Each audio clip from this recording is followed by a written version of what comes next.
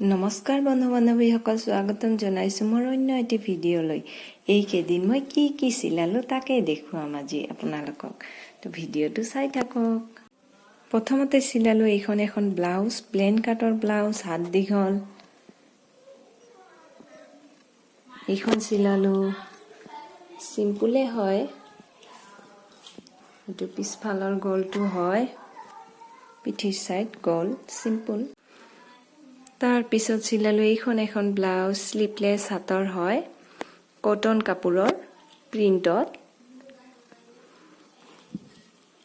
এইটো পিছফাল চিম্পুল হয়, এইখনো গৰমত ঘৰত পিন্ধিবৰ কাৰণে। তাৰ পিছত চিলালোঁ এইখন এখন ব্লাউজ, এইখন শাৰীৰ ব্লাউজ হয়, এইখনো চিম্পুলেই চিলাইছোঁ বাৰু।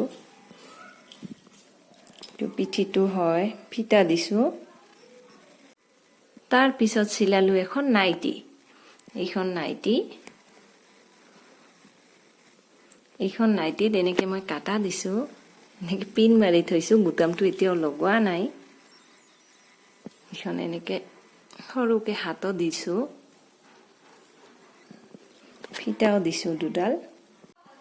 তাৰ পিছত চিলালোঁ মই এনেকে চাদৰৰ এনেকে চাইড পটিখিনি লগালোঁ, লগাৰ পিছত এনেকে আঁচল দুটাত চুল গুঠি দিছোঁ। এইটো গ্ৰীণ আৰু ৰেড কালাৰৰ ফুল আছে, গতিকে চুলখিনিও গ্ৰীণ আৰু ৰেডতে দিছোঁ।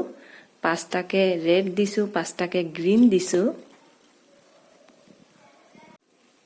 তাৰপিছত এইখন এখন চাদৰ, এইখন চাদৰতো মই এনেকে আঁচল দুটাত চুল লগাইছোঁ।